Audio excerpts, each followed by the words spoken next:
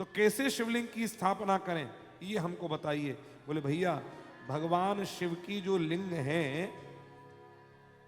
दो प्रकार के हैं, एक चल एक अचल विग्रह। दो प्रकार के, एक चल विग्रह एक अचल विग्रह। चल विग्रह जो है वो तो आप जहां चाहे ले जा सकते हो, लेकिन अचल विग्रह की स्थापना होगी। और स्थापना कैसे होनी चाहिए महाराज?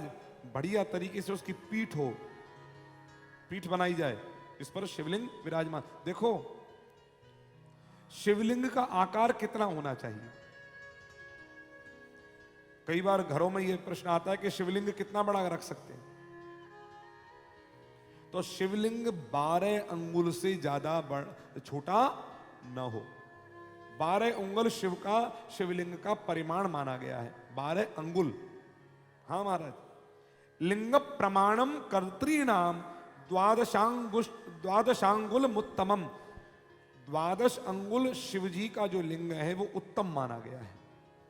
12 अंगुल, 12 अंगुल से कम हो तो फल कम देगा, 12 अंगुल से अधिक हो तो कोई अपराध नहीं है।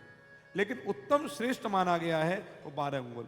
गृहस्थी को घर में 12 अंगुल से बड़ा शिवलिंग नहीं रखना चाहिए। एक बात, स्थापना कैसे करें शिवलिंग की? बोले प्रथमम मृच्छलादिभ्यो लिंगम लोहिदादिभि।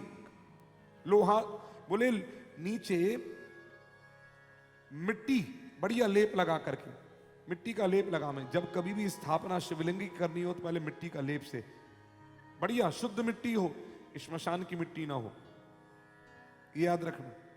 शंकर जी परम वैष्णव हैं, श्मशान की मिट्टी से लेप। जो लोग कहें कहीं पर शुद्ध मिट्टी का मतलब गंगा की मिट्टी हो, यमुना की मिट्टी हो, शुद्ध मिट्टी से लेपन करना चाहिए।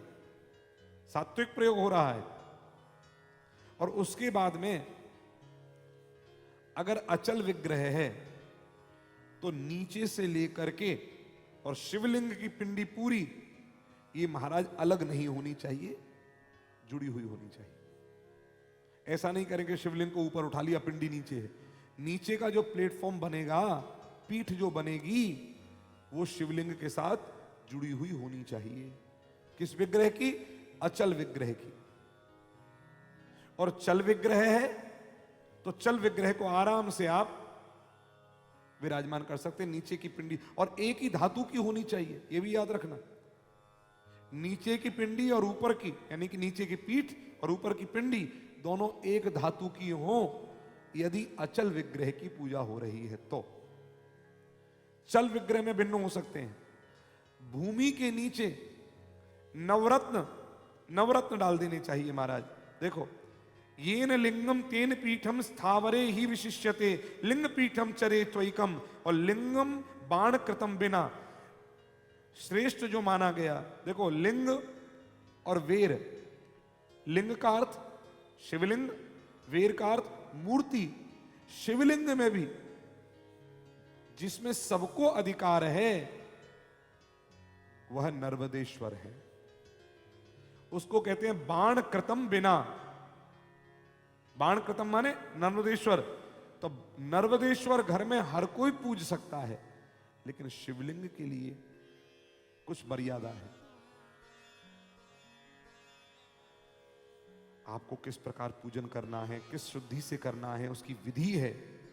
नर्मदेश्वर में विधि में कुछ चूक भी हो जाएगी तो उसका अपराध नहीं है। लेकिन अगर लिंग प्रतिष्ठा हो चुकी है, लिंग की तो प्रतिष्ठा करनी पड़ेगी, नर्मदेश्वर की कोई प्रतिष्ठा नहीं करनी पड़ती। क्यों? वो पहले से ही प्राण प्रतिष्ठित होता है।